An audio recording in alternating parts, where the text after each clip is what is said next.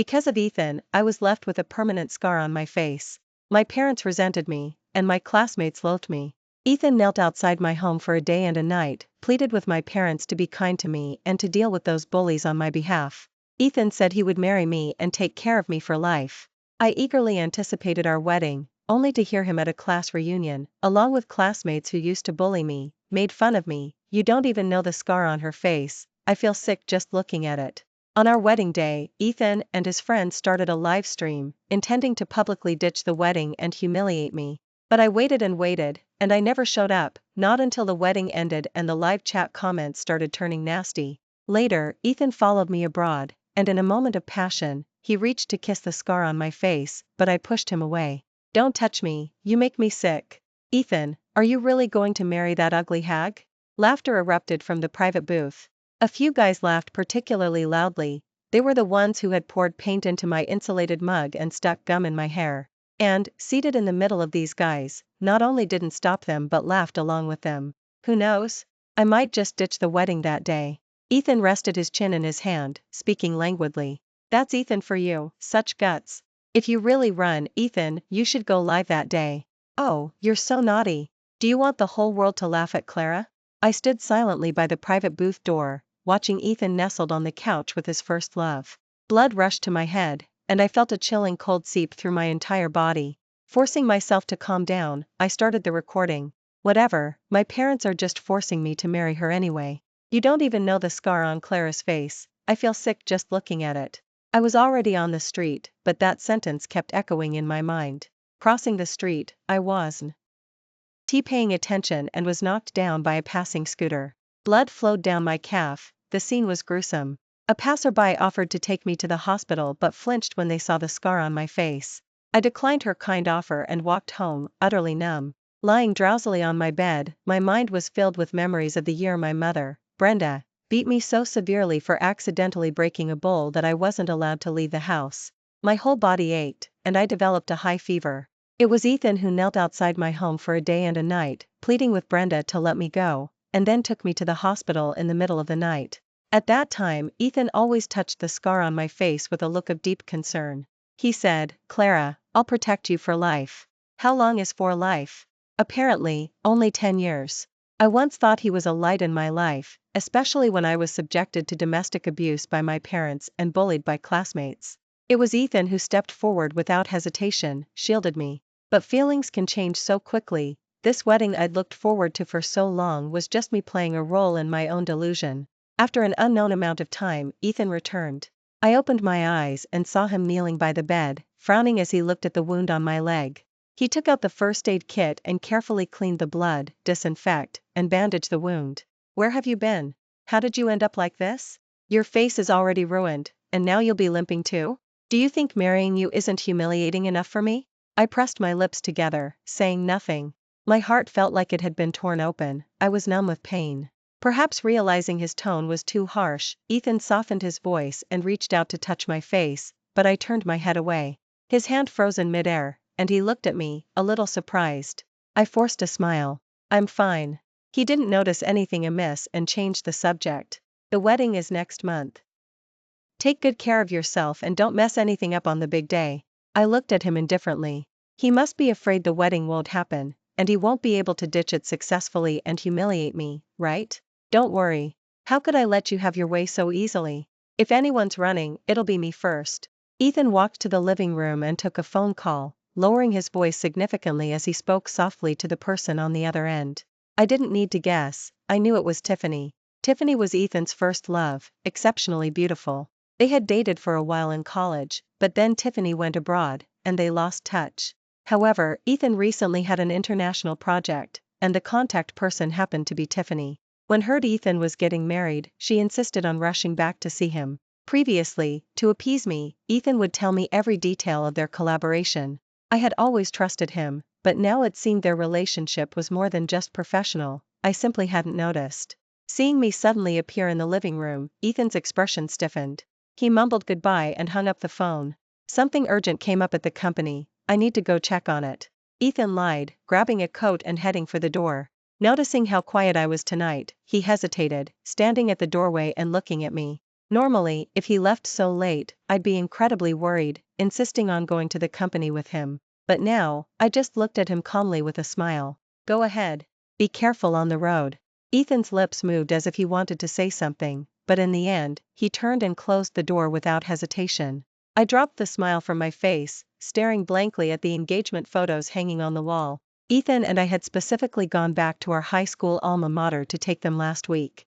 I had begged him for 2 weeks before he reluctantly made some time to take the photos with me. His face was cold, he didn't even want tea.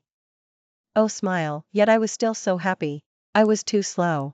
Why didn't I notice Ethan's disgust for me sooner? I took out my phone and searched for flights on the wedding day, booking a plane ticket to Dublin. Brenda, wanting to fund her son's car and house, had her eyes on the wedding money from Ethan's family. She would never agree to me leaving. Ethan also had businesses abroad, so Dublin was the safest place for me. Ethan didn't come back all night. Usually, I would leave the lights on until late, making dozens of phone calls, which Ethan found annoying and never answered. Last night, I went to bed early and didn't make a single call or send any messages. Thinking I could finally leave, I slept exceptionally well. Ethan must have found it strange because he called first thing in the morning. I slowly picked up the phone while tidying my luggage. I thought something happened to you. Ethan's anxious voice came through the phone. I couldn't help but inwardly scoff. He usually found me annoying, yet after just one night of me not contacting him, he thought something had happened. I went to bed early last night. What's wrong? I tried to sound as innocent as possible, not wanting him to notice anything. The shop called and said you could come in for your bridal makeup trial. I responded with a faint okay, and Ethan hung up, driving over to pick me up. Opening the passenger door, I was hit by a strong scent of perfume. Ethan, who never used car air fresheners, had put one in the car, seemingly to cover up another smell. What had happened in the car last night was evident, and I knew Ethan had a few minor peculiarities. My fingertips trembled uncontrollably, forcing down the nausea.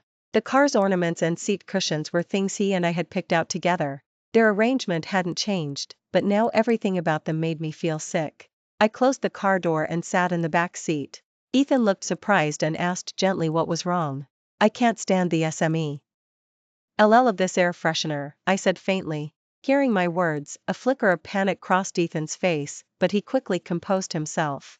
The car wash gave it to me. I just used it on a whim. I didn't speak, just looked at him with a hint of a smile in my eyes. I hadn't even asked him where the air freshener came from. Sitting in the makeup shop, the makeup artist touched the uneven scar on my face, looking a bit troubled, but then offered a sweet smile. It's okay. We can try face painting. I'll definitely make you look stunning. I promise you'll be the most beautiful bride that day. Ethan, who had been playing on his phone on the couch, suddenly let out a scoff, as if he'd heard the funniest joke he'd ever heard. No face painting. Just use the strongest concealer to cover her scar. The makeup artist tried to say something else, but Ethan impatiently cut her off. Just do as I said. I pressed my lips together and gently patted the makeup artist's hand. That's fine. Just cover it. Ethan said the scar on my face was disgusting, so how could I be the most beautiful bride? But it didn't matter. What kind of makeup I wore was no longer important. Halfway through the makeup, Tiffany unexpectedly arrived. She was there to have photo shoot makeup done. The two seemed to have planned it. As soon as Tiffany walked in, Ethan immediately went to greet her. Tiffany proactively walked over to greet me, her eyes full of provocation. Seeing that I didn't respond, she spoke in a sarcastic tone again. Ethan, don't you think Clara looks especially beautiful with this makeup? I almost didn't recognize her. Ethan echoed her, a look of disdain on his face. Her face, no matter how much makeup she wears, it's always the same. Perhaps wasn't satisfied, so she started making a fuss in the shop, specifically demanding that my makeup artist do her photo shoot makeup, claiming she would otherwise miss the most beautiful moment for her return. I listened from the side, wanting to laugh. But Ethan walked over to me and roughly pulled me out of the chair. I stumbled, almost falling to the ground, and my leg, which had been bandaged yesterday, throbbed faintly again. Ethan's thin lips were tightly pressed together. He clamped my arm like I was a criminal. Let go first. She has to meet clients with me this afternoon after her shoot. The makeup artist tried to mediate, saying only the lip makeup was left, but ignored her completely, still pulling tightly on my arm. His grip hurt me, and countless eyes in the shop watched us curiously. Tiffany stood by, seemingly enjoying the spectacle. I looked at him in near despair. My heart felt like it had been filled with wet cotton wool, and I could barely breathe. A sharp pain shot through my knee at that moment, almost making me lose my balance. Finally, I felt emotionally drained and nodded in compromise. Let her go first. Tiffany just wanted to humiliate me, seeing that I had relented. She walked over gently and grabbed Ethan's wrist. Alright, I just said it casually. Don't be so harsh with your fiancé. Ethan scoffed dismissively, and the two walked out of the shop, chatting and laughing. The moment he stepped out the door, I smiled apologetically at the makeup artist. I'm sorry, please cancel my bridal makeup appointment. You don't need to refund the deposit. With that, I limped out, picking up my bag from the table. I took a cab to the hospital to treat my wound, and then applied for my visa. Ethan might have felt guilty because he came home completely drunk that night, bringing back my favorite warm chocolate chip cookies. Clara, today was my fault. I was just thinking about work. You're not mad, right? Ethan, muddled with drink, apologized to me while holding me in his arms. Just thinking about work, what a great excuse. Because of my poor appearance, my resume had been rejected by one company after another. Later, when I finally found a job, he said he wanted to start a business, so I quit and stayed home to take care of him. I thought about his work, but why didn't he think about mine? I felt disgusted and struggled to break free from Ethan's embrace, but he pressed closer and closer. His warm breath hit my face as Ethan cupped my face, about to kiss my lips. My long hair slid back from my neck at that moment, revealing the terrifying scar on my face. Ethan finally sobered up and abruptly pushed me away. I was unprepared and fell off the bed onto the floor. My head hit the bedside table, it hurt badly. Ethan, somewhat flustered, helped me up from the floor, his voice still full of blame. Does it hurt? If you know the scar on your face is scary, don't suddenly come so close. He made no attempt to hide his disdain for the scar on my face, and the words he spoke at the class reunion echoed in my ears again. I stood there dazed for a moment, vaguely recalling the old Ethan. He had once taken a broken beer bottle for me, leaving a scar on his temple. I remember it clearly. That day, Brenda was like a madwoman, grabbing and cursing at me. She said I was a waste of food, telling me to die. I had only argued a few times, and she shattered a beer bottle to grab me. I was almost hurt, but Ethan rushed in from the doorway and stopped Brenda. He held Brenda tightly, telling me to run. Brenda, in a frenzy, threw glass shards at me. Ethan shielded me, his face streaming with blood. I was terrified, but he comforted me, saying it didn't hurt, and even tried to hug me, ultimately smearing blood all over my face too. He was still smiling when he was sent to the hospital for stitches. He said I had a scar, and now he had one too, and we would never be separated again. He said it casually, but I remembered it for almost 10 years. Perhaps I should have given up hope long ago. Ethan was rotten to the core. For the next few days, I rushed to pack my luggage for going abroad. Ethan didn't return for several days, citing project commitments. He wasn't home, but his social media feed kept updating. The angles were deliberate, always subtly revealing Tiffany's figure. Her serious work demeanor, her sleeping posture at her desk, even trivial things like her choosing vegetables for him, he would specifically post about them, showing off. I had done such things for him countless times, but he never took them to heart. Let alone posting on social media, Ethan never posted photos of me, using the excuse that the scar on my face was ugly. During holidays, he wouldn't even take a group photo with me. Before appeared, I could still lie to myself, pretending not to care. But it turned out his social media feed could be so frequently updated, documenting someone, it just wasn't me. I gave a self-deprecating laugh and clicked on their latest group photo. Tiffany only showed one eye, wearing a ring on her hand. The caption read forever. But the ring looked strangely familiar, and I knew every single detail of its design. Ethan and I had specially handmade these rings at a shop for our first anniversary. I always wore his, and he said he'd lost mine long ago. It turned out he had given it to Tiffany. Using a handmade ring meant for his current fiancée to promise happiness to his first love, Ethan couldn't even bother to come up with a better lie, unwilling to buy a new ring. I laughed, a wave of nausea rising from deep within me. I immediately took off the ring I was wearing and threw it into the trash can. Beneath the social media post, unsuspecting people commented, wishing them happy new marriage. Ethan didn't explain, he even replied with thank you. I saved the ring's picture, liked the post, and then he quickly deleted it. He was all bark and no bite. On the eve of the wedding, Ethan still didn't come back, instead sending me a video. The video's background was very familiar to me, Riverbend. This villa was the marital home Ethan and I had chosen together, intended for our honeymoon. Now, without even asking me, he had moved in with Tiffin.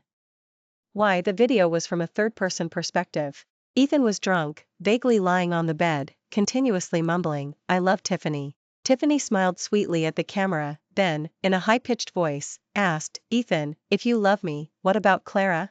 Hearing my name, Ethan instantly jumped off the bed and snarled at the camera, "That bitch. She can do whatever she wants. She's just haunting me, relying on the fact that I saved her life when we were kids." Saying this, he hugged Tiffany again, his voice tender. "Tiffany, I only love you. You're the one I want to marry, not that ugly hag." The camera swayed, then the screen suddenly went black. Indecent gasps came from the end of the video. Aunt's flirty giggles, "Ethan, be gentler, you're hurting me." I calmly watched the video, then dragged the progress bar back to listen to Ethan's derogatory remark about me. My numb heart still ached with bitterness. Didn't he know why the scar was on my face? Because of this scar, I had endured countless stares and mockery. He said he would take care of me for life, but then he turned around and mocked me with another woman. If I had known this day would come, I shouldn't have knocked on their door when I was 10. I should have just let him die in that fire. I reached out and gently touched the scar on my right cheek. My finger, which was initially heading for the delete button, instead turned to save. On the wedding day, Ethan and his friends started a live stream, intending to publicly ditch the wedding and humiliate me. But I was already in a cab on my way to the airport. Ethan called me, his voice brimming with barely contained excitement and anticipation. "Clara, are you all made up? I can't wait to see how beautiful you look." I curled my lips into a cold smile, then pretended to be anxious, gently coaxing him. "There's some traffic today, so I might be a little late. You go ahead and appease Mom and Dad at the venue first." Ethan agreed and told me to be careful on the RO. Ad before hanging up. I clicked on the live stream link shared on social media. Many people were watching, and some were even commenting, asking if it was a short drama. However, minute by minute passed, and I still hadn't appeared. The guests in the lobby grew restless, and the number of viewers in the live stream also began to grow. Ethan and Brenda's phones rang relentlessly. Ethan messaged, asking where I was and why I hadn't arrived yet. Brenda asked where I had gone, saying even if I had a car accident, I should crawl there to get married. I ignored her completely, passing through security and preparing to board the plane. I sent the saved picture of the ring to Tiffany, mocking her that no matter how much she raged, she was just the other woman, wearing an oversized man's ring, truly believing she was important. After a few seconds, Tiffany predictably saw the initials I had personally engraved on the inside of the ring, grew furious, and immediately initiated a video call. The phone and video call rings rang consecutively. I let out a soft laugh and clicked into the live stream, ready to enjoy the show. Before the wedding began, I had specifically sent the edited video to the officiant, instructing him to play it to buy time if the bride didn't arrive tomorrow. On the live stream, the officiant looked embarrassed. He spoke a few polite words to appease the guests, while on the main screen of the wedding, the video began to play. The first half of the video featured several sets of engagement photos of Ethan and me. I clearly heard Ethan's voice amidst the live stream's background noise.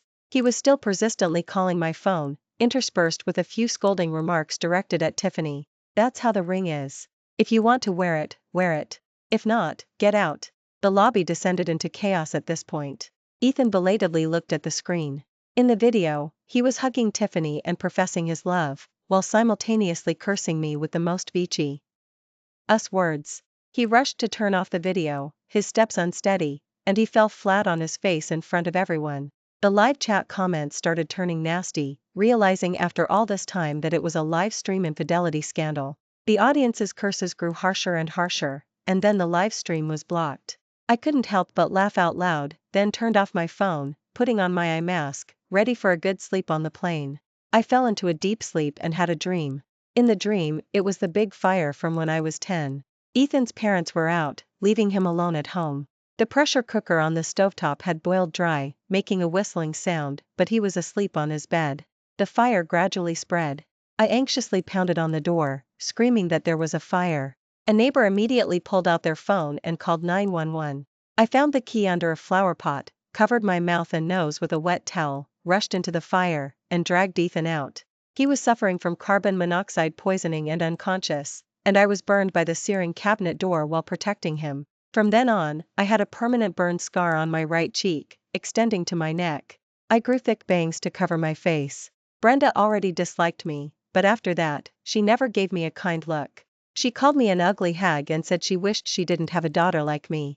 The curious stares from my classmates made me feel even more uncomfortable. I couldn't fit into the cliques at school. They always secretly ridiculed me behind my back, gave me cruel nicknames. Ethan also became a troublemaker in the eyes of adults around that time. He always had injuries on his face. If anyone looked at me with ill intent, he would glare back fiercely. He was constantly fighting with classmates, even making teachers despair. At that time, Ethan, despite the gossip and rumors and his parents' disapproval, always stood firmly with me, resisting the whole world. I slept uneasily, dreaming alternately of Ethan's gentle words and his cold "I feel sick just looking at it" from the class reunion. When I woke up, I had arrived in Dublin. As soon as I turned on my phone after getting off the plane, I saw hundreds of missed calls. They were all from Ethan.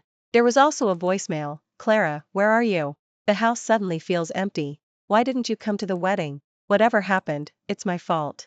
Please come back, okay?" After some thought, I called him back. As soon as the call connected, Ethan began to tearfully confess, saying he was a terrible person, and that if I would just come back, he would do anything. He even raised his hand and slapped himself twice as he spoke. "Clara, where are you? I'll come find you right now. Did you see the video of me and Tiffany? I have no idea when that was filmed." "Ethan," I impatiently cut him off, "you don't need to look for me, and I don't want to see you. Let's just cut ties from now on." I had just hung up when Brenda's phone rang again. Watching all this, I just wanted to laugh. Only after I left did they have a change of heart and begin to regret. What did the harm I suffered before count for then? "Brenda, instead of calling me, you should quickly figure out how to help your son pay off his car and house loans." I hung up and blocked both their numbers. Before departing, I had already found a rental online. The landlady, Aunt, was also Chinese. Hearing I had arrived, she was especially warm and immediately called her son to the airport to help me with my luggage. Scanning the airport, I was finally drawn to a curly-haired young man wearing sunglasses. He held a sign with a few Chinese characters scrawled on it: "Clara." I walked over, smiled at him, and extended my hand. "Hello." The young man paused, his gaze calmly sweeping over my right cheek, then he took my hand. "Hello, you can call me Vincent." Vincent was mixed race. He immigrated here with his family when he was in elementary school. "Hi." Wasn't perfectly fluent, but he had no problem with daily expressions. Aunt was hospitable. The moment she saw me, she gave me a big hug. "Oh, what a delicate young lady," she said, chuckling, and looked at me with loving eyes. Aunt took me to the second floor and had already made the bed. The room was decorated very warmly, with decorative paintings and fairy lights everywhere. This was originally my daughter's room. She went to study abroad last year, so the room became vacant. "If you need anything, just let Aunt know." I nodded, well behaved. "Thank you, Aunt." I took out my belongings from my luggage and tidied up a bit. Ethan, still not giving up, kept calling me from different numbers. I finally lost my temper, answered, and cursed him out. "Ethan, have some dignity. You only value things after you've lost them. Where were you before? Didn't you feel guilty sleeping with Tiffany behind my back? Ethan, you're truly disgusting." I berated him with the harshest, most scathing words. Ethan was still pleading bitterly on the other end of the phone, but I simply removed my SIM card and threw it into the trash can. Opening the door, I found Vincent still standing there in the posture of having just knocked. I wondered how much of the call he had heard. Seeing me appear, he gave an embarrassed smile. "My mom called you down for dinner." Aunt had prepared a table full of dishes to treat me. She kept putting food into my bowl until it piled up like a small mountain. Uncle smiled and stopped Aunt, speaking a lot of Irish that I couldn't understand. Vincent sat beside me, translating. It was mostly compliments about me being well-behaved, quiet, and kind-hearted. The family atmosphere was particularly harmonious.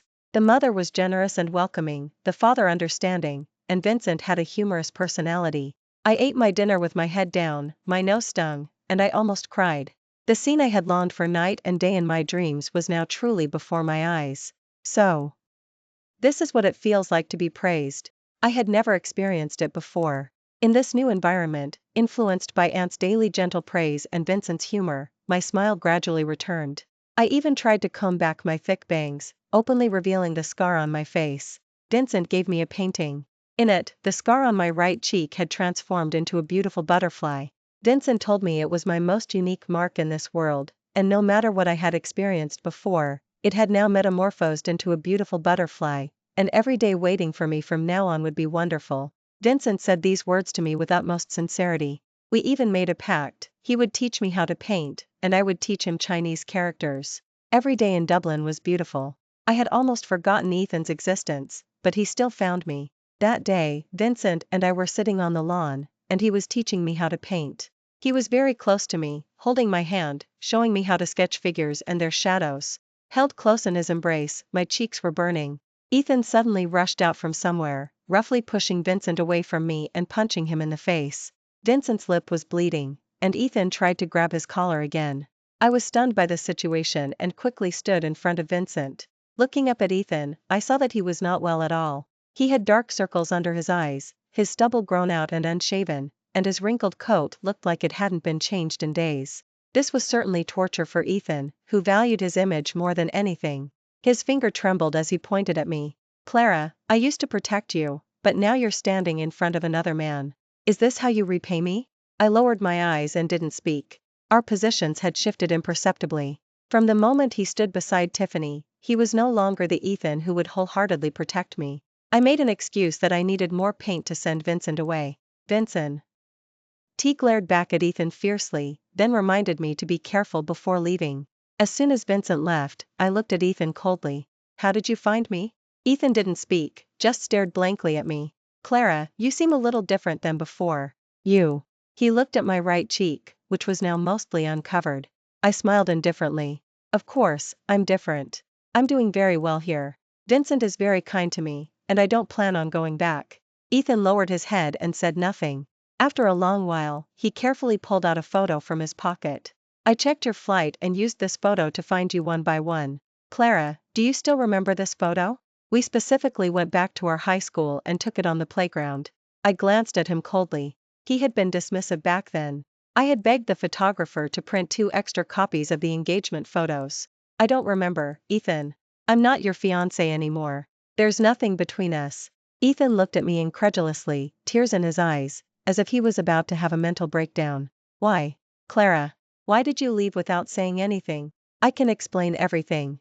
That day in the video, I was drunk, and I didn't throw away the ring. I've kept it safe." "Ethan, I genuinely don't care, and I absolutely don't want to know what your relationship with Tiffany is."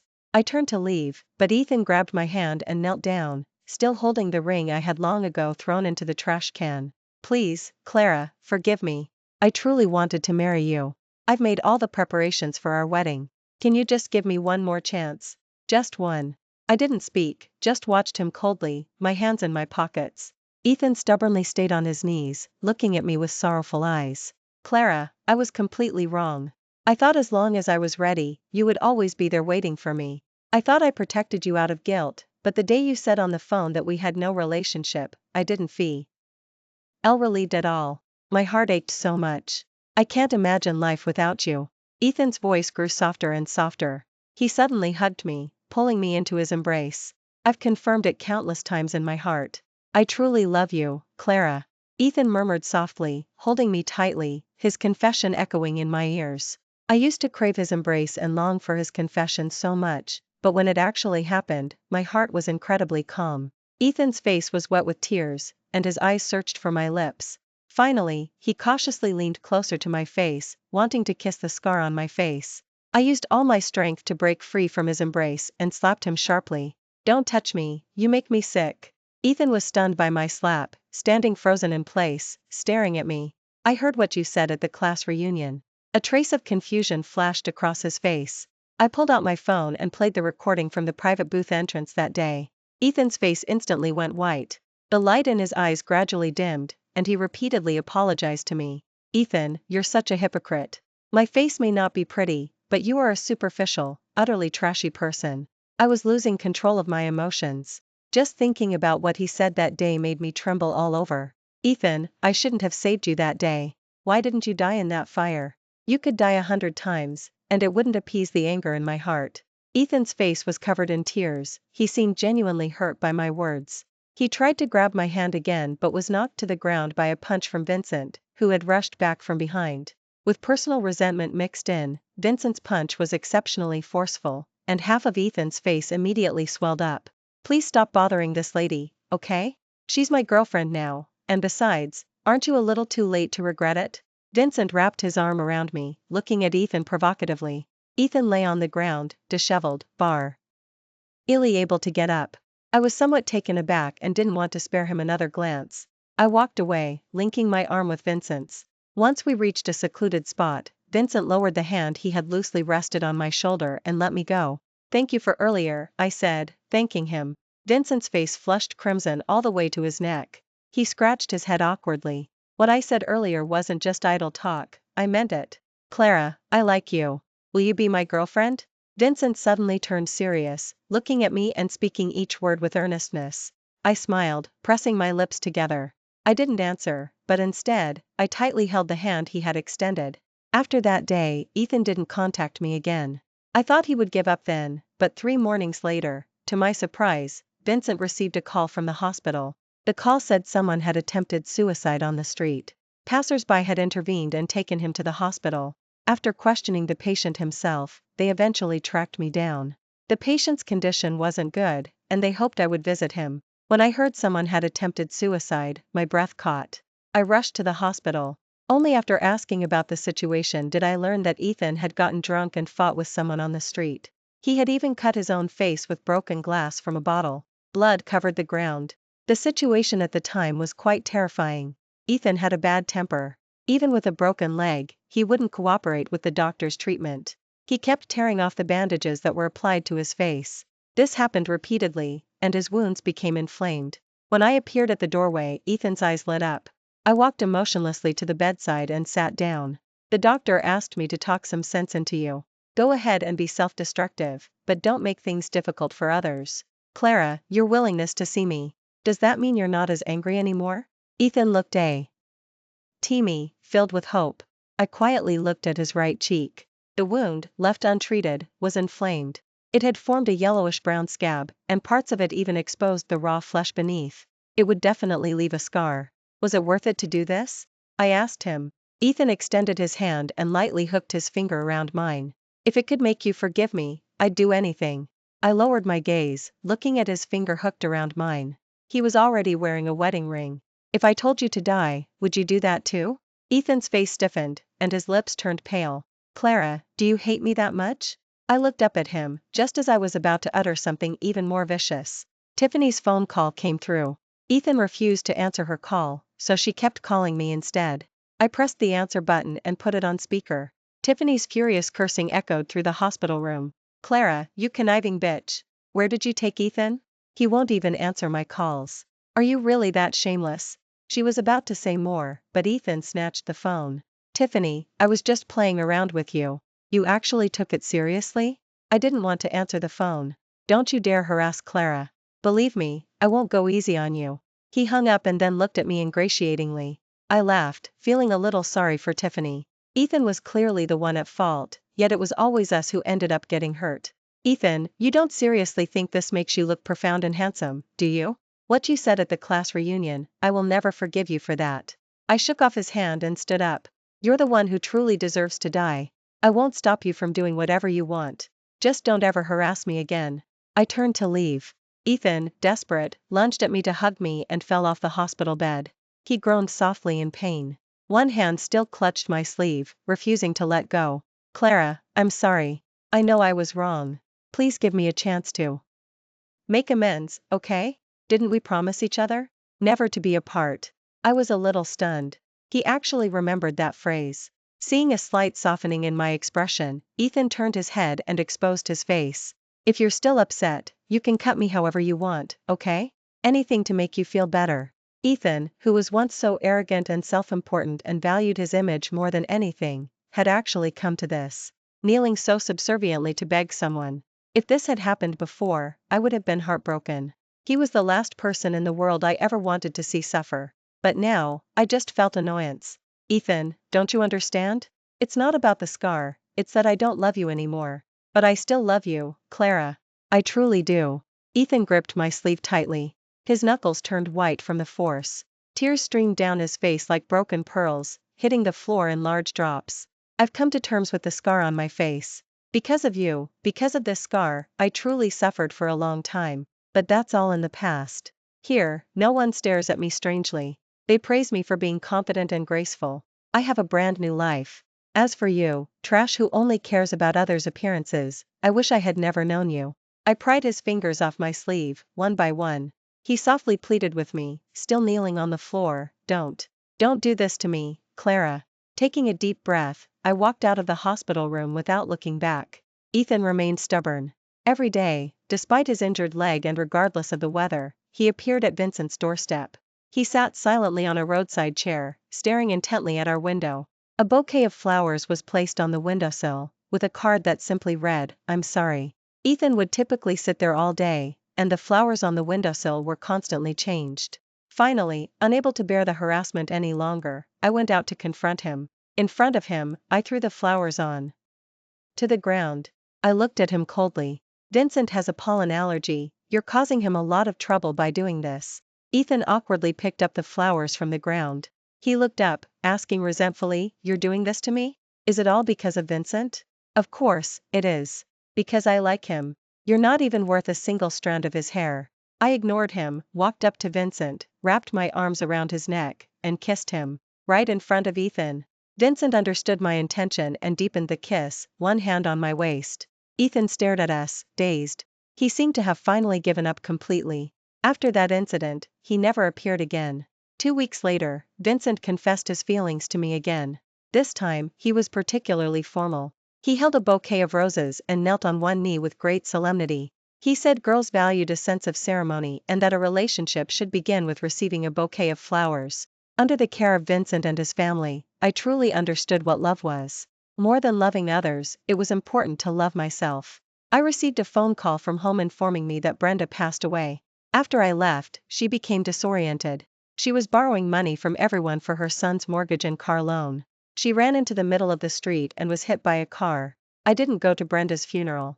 I was busy painting and attending language school. Vincent posted my paintings online, and one was accidentally bought by a wealthy patron. With that money, I immediately honed my painting skills. Starting a business with Vincent, I established my own art studio. That same year, we got engaged. I returned home to hold an art exhibition. Vincent said he wanted to see the city where I used to live and flew back with me. At the art exhibition, I encountered Tiffany. After her fallout with Ethan, their collaborative project fell through. Ethan's career plummeted due to the live stream infidelity scandal. Tiffany was also fired from the company and was now scrambling to make ends meet. Her once beautiful face now bore the marks of time and hardship, looking much more weathered. Tiffany expressed deep remorse to me, but I had no desire to forgive her. At a car wash, I saw Ethan, long separated from me. Because he hadn't received proper treatment, his leg was left with a lingering problem. He was limping and hosing down car tires. His right cheek also bore the scar from the previous glass injury. Having suffered the double blow of his career and marriage, he had lost all his previous sharpness. He was bowing and fawning as he spoke to his boss. When he saw me, he turned to hide, but I actively went over and greeted him. Seeing the ring on my hand, he looked dazed for a moment, his face filled with sorrow. It was a long time before he spoke, his voice trembling. "I'm sorry. I've always been a burden to you." He touched the scar on his face, a self-deprecating smile playing on his lips. "The pain you once endured, I truly understand now. Being stared at with strange looks, that feeling is truly unpleasant. But I know I haven't suffered nearly as much as you have." Looking at him, I smiled. I felt an inexplicable sense of triumph. "I'm doing very well now, and I have my own career. But thank you for teaching me that appearance isn't the measure of a person, character is." He choked up and tried to say something more. Vincent called out to me from behind. I took his arm and walked away. Vincent and I held our wedding in Dublin. It was a very romantic place. We made lifelong vows to each other. At the wedding, I neither tried face painting nor did I use heavy concealer to hide my scar. I simply wore light, natural makeup, feeling that it suited me best. Under the officiant's witness, we exchanged vows. Vincent placed the ring, adorned with a butterfly motif, on my finger and reverently kissed my right cheek. The past was like smoke, fading away. Every day awaiting me in the future would be beautiful. Thank you for listening to today's story. If you enjoyed this video, please like it and share it with your friends.